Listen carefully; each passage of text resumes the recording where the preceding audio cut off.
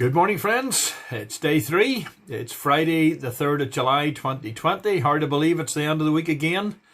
We're looking forward to Sunday, God willing, and the drive-in service at Dunedin. And of course, it's open to everybody. And we're not meeting in First Randallstown at the moment. We're not meeting in Dunedin Church either. But we are able to meet in the extensive car park, which is down there.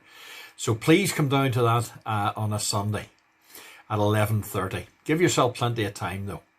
Daniel 2, 1-19, prayers in a crisis. When you read the Old Testament and discover that Nebuchadnezzar relied on magicians, enchanters, sorcerers and fortune tellers, as the Bible tells us, to interpret his dreams for him, it's just so easy to write it all off as ancient superstition, that they didn't know any better. And sure, what good would it have done them anyway? Read with me Exodus 7, 8-12. Now, in this situation, the children of Israel are slaves in Egypt, and God has told Moses and Aaron, go and tell Pharaoh to let my people go.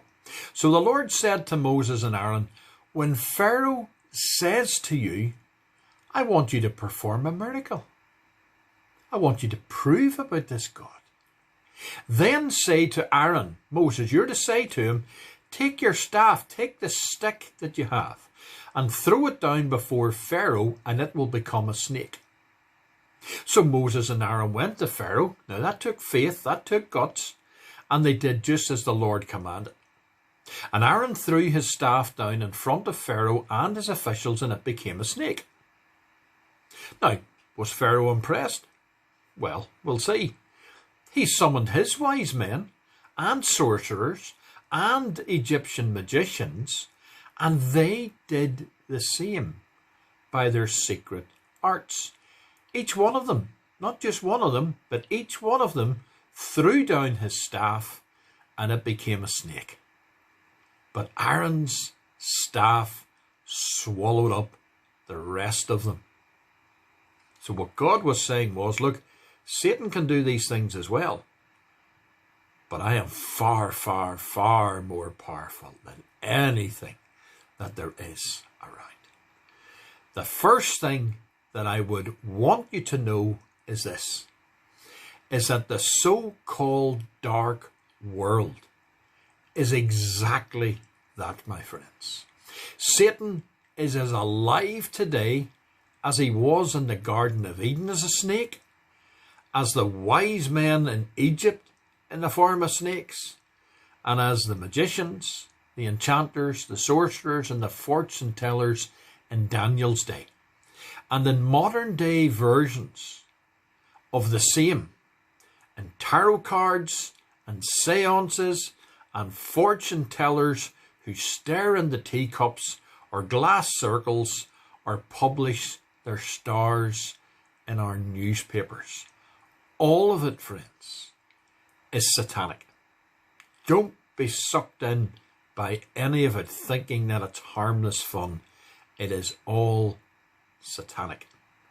It might also scare and amaze you that a Joan Quigley, for 7 years, was the White House astrologer to Nancy and Ronald Reagan.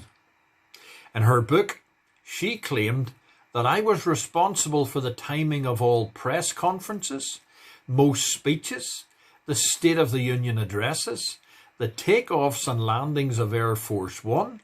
She says I picked the time of Ronald Reagan's debate with Jimmy Carter and the 2 debates with Walter Mondale, all extended trips abroad as well as the shorter trips and one-day excursions. And I did it all through Nancy, his wife, she said. I had a direct line to the president. Now that's scary, friends. That is scary. That ought to shake us that even existed today. So please don't pass off these things as nonsense and mumbo jumbo and stuff that only happened in Old Testament times, because Satan is alive and well on planet Earth. And so in the second year of his reign, Nebuchadnezzar had dreams, and he was so bothered by them that he couldn't sleep. It would seem that this was a recurring dream, depriving him of sleep and making him extremely irritant. Now, these so-called wise men would have met regularly with the king, and dreams and situations in the stars would all have been twisted together to help the king make decisions. Should I or should I not attack this country? What should I do about this business here? All of these people would have acted as an advisory team to him. But this dream was way beyond that. So Nebuchadnezzar tells his advisors that he has had a significant dream. And by the way, chaps, I'm not going to tell you what the dream was about. You're going to tell me what the dream was and what it means. And just so as to focus your mind, guys, if you don't, you're dead in a very bad way. Now, Nebuchadnezzar was many things, but being stupid wasn't one of them. But sadly, being extremely cruel was also one of them. He knows fine rightly that if he tells the dream to these boys, all they're going to do is simply look up their dream books and they're going to give him a literary interpretation. Whether it is true or not, if it says it in the book, well, it has to be true, Nebuchadnezzar. But the king wants the real interpretation. So he forces them to guess the dream as well as the interpretation. And so these wise men, as it were, rightly complain that this situation is unfair and plead to know the dream. Now here's what they say. They're talking to the king. They said, there is no one on earth who could possibly know the dream. Only a God could interpret the dream.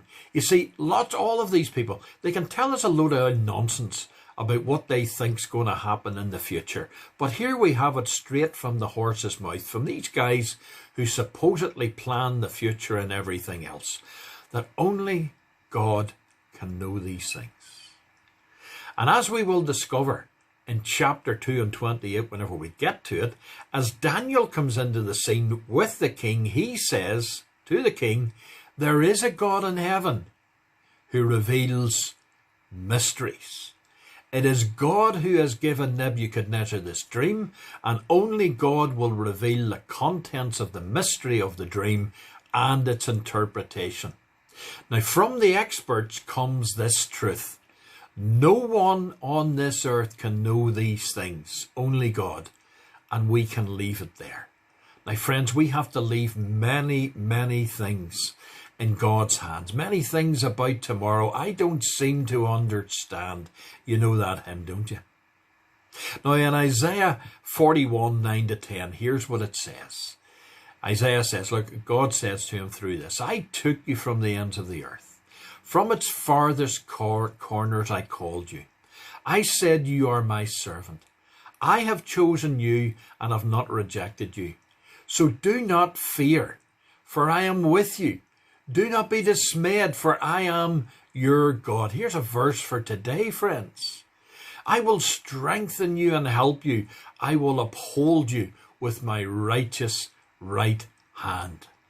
My friends, many of us daily come into situations that just shake us to the core, just like Daniel here. And it can be small, irritant things, or it can be major, life-threatening things like sickness. But if, like Daniel, we can learn to leave everything in God's hands, we will eventually see God's hand in everything. I've never, ever regretted giving anything to the Lord. But just so you know, it is the work of the rest of our lives to learn to trust God's hands. Friends, I mess up, and I'm your minister from time to time. I mess up. The one whose handiwork in the real stars, the stars in the sky, will they declare his glory. Isaiah beautifully describes us as servants of the Lord, chosen and accepted by him. No need to fear or be dismayed, because the presence of God is so distinct and evident and personal to us all, just as it was with Daniel. Daniel was able to prove over and over again that God strengthens and helps his children by his Spirit, and he upholds those he loves by his totally trustworthy right hand. Do you know, Daniel couldn't have done the things that he did had he not have been absolutely sure that God was with him. Faith in God, my friends, blossoms out by leaving everything in his hands, and then we experience his hands at work in all things. So friends, for today, forget about horoscopes, forget about the so-called wisdom of men, and place your fears and worries and even your dreams in the hands of the one whose hand calmed the seas, and he will calm your heart. Leave your hurt in the hands of the one who gives sight to the blind, and he will heal your broken heart. The joy of leaving everything in the Lord's hands is seeing the Lord's hand in everything, isn't it? But like Daniel, there are times that we only experience the joy after the event. In Daniel's case, he had time to consult God before consulting the king. Can you imagine how urgent that prayer was? How Daniel must have prayed knowing that his life was on the line if God did not answer him. Faith, my friends, involves prayer and action to be effective. By faith today, would you leave everything and everyone in the Lord's hands and begin to look for his hand at work through everything and everyone? And the Lord bless you real good this miserable Friday morning.